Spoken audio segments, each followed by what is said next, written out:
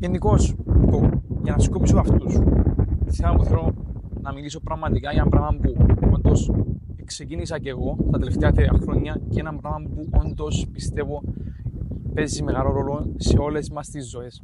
Χαίρετε, είμαι ο Αδάμος και σήμερα θέλω να μιλήσω για το θέμα στο κομμάτι της ανασκόπησης του εαυτού σου. Γι' αυτό το θέμα θέλω να μιλήσω σήμερα. Και γιατί πιστεύω είναι τόσο σημαντικό και πώς με έχει βοηθήσει εμένα, είναι αυτό που θέλω να μοιραστώ σήμερα. Θέλω να ξεκινήσω με το πώς ξεκίνησα βρίσκοντας και ξεκινώντας όλο αυτό το ταξίδι της ανασκόπησης του εαυτού σου, όπου πράγματι στην φάση που βρισκόμουν εγώ ως Αδάμος, που ήμουν 17 ετών, όντως ήμουν στην πιο χειρότερη στιγμή της ζωής μου.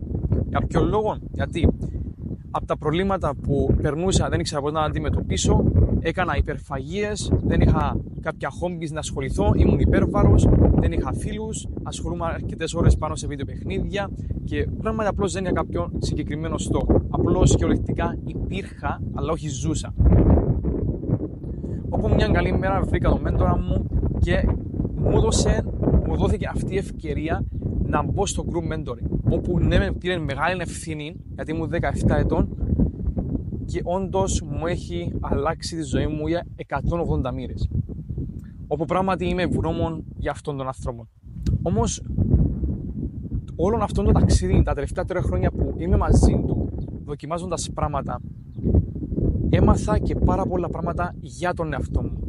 Γιατί εφόσον κατάλαβα το ποιος είμαι, έμαθα περισσότερο πιο συνειδητά το ποιος είμαι εγώ, ποιες είναι οι ικανότητες μου, ποια είναι τα skills μου αυτή τη στιγμή, ποια είναι τα όρια μου, μέχρι πού μπορώ όντως να φτάσω ως Αδάμος με τη δουλειά που μπορώ να βάλω, και γενικώς μαθαίνοντας και τα συναισθήματα με αυτά όλα, ότι αυτά μας επηρεάζουν παραπάνω,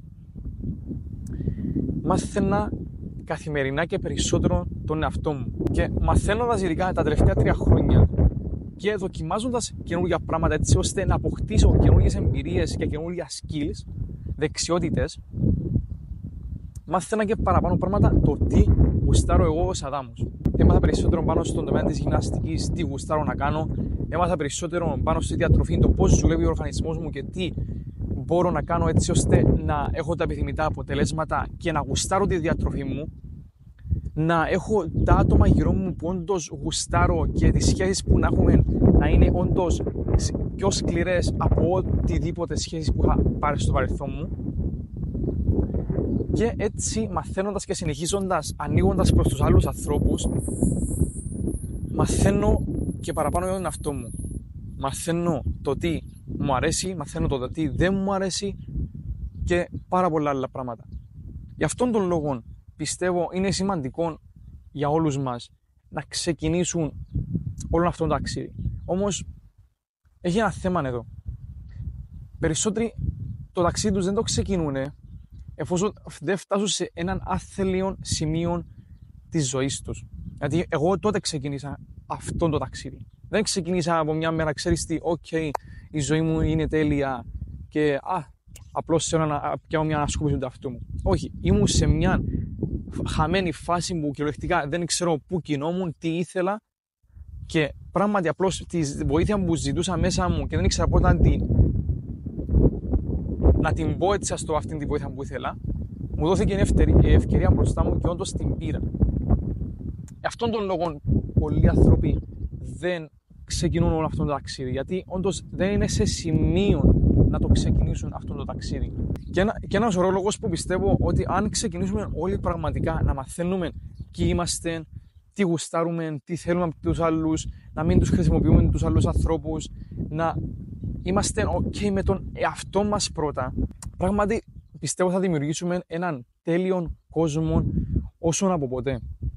Γιατί ναι μεν τώρα οι καιροί είναι όντως πολλά παράξενοι, έτσι ας το πω, γιατί έχουμε τα social media. Πριν 30 χρόνια δεν υπήρχαν σχεδόν τα social media, δεν ήξεραμε τι είναι το ίντερνετ, δεν είχαμε ιδέα το τι είναι το Google και ούτω καθεξής.